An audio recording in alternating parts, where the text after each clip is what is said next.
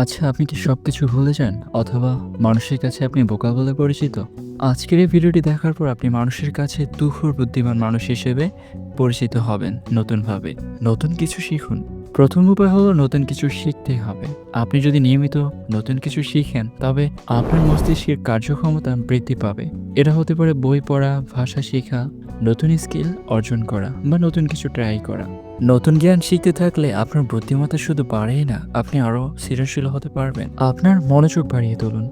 দ্বিতীয় উপায় হলো মনোযোগ বাড়ানো। বুদ্ধিমান হওয়ার জন্য আপনাকে নিজের মনোযোগের ক্ষমতা আরও উন্নত করতে হবে। আপনি যদি মনোযোগী হয়ে চিন্তা করতে পারেন, আপনি যে কোনো সমস্যার সমাধান আরও দ্রুত ও কার্যকরীভাবে বের করতে পারবেন। তৃতীয় উপায় হলো প্রশ্ন করা।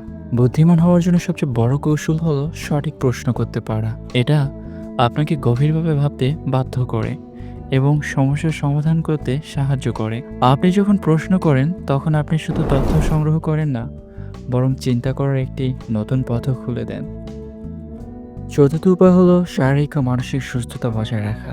যদি আপনি শারীরিকভাবে অ্যাক্টিভ থাকেন এবং মানসিকভাবে স্থির থাকেন, তবে আপনার চিন্তা করার ক্ষমতা অনেক অনেক ভালো হবে। একটি ভালো স্বাস্থ্য আপনাকে বেশি শক্তি এবং মানসিক স্পষ্টতা প্রদান করবে, যা আপনাকে আরও বুদ্ধিমান হতে সাহায্য করবে। পঞ্চম উপায় হলো সমস্যার সমাধানে দক্ষতা বাড়ানো।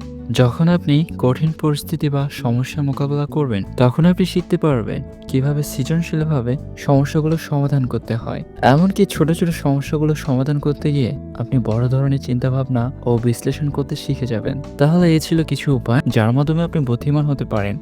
আশা করি ভিডিওটি আপনার পছন্দ হয়েছে। যদি আমাদের আরও টিপস ও ট্রিক্স জানার ইচ্ছা থাকে, তবে অবশ্যই চ্যানেলটি সাবস্ক্রাইব করুন এবং লাইক দিন। ধন্যবাদ এবং ভালো থাকুন।